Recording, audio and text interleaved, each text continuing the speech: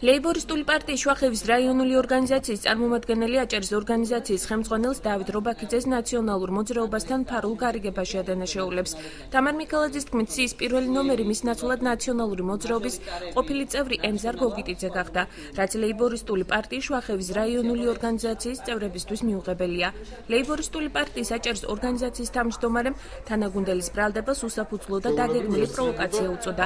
დავით რობაქიძის თქმით, შუახევის რაიონში მაჟორიტარული დეპუტატობის კანდიდატი ადგილობრივმა პოლიციაბჭომ გამოცდილების მიხედვით შეარჩია.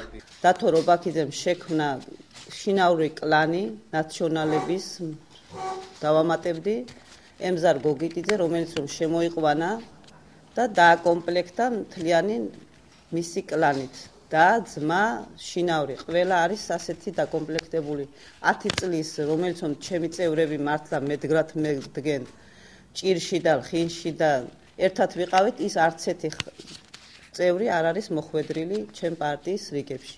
პირდაპირ შემიძლია განვაცხადო დაგეგმილი პროვოკაცია და რამდენი პროვოკაციაც ნაცქოცებმა არ უნდა აწყონ, შუახევის რაიონში მაინც წაგებული აქვთ.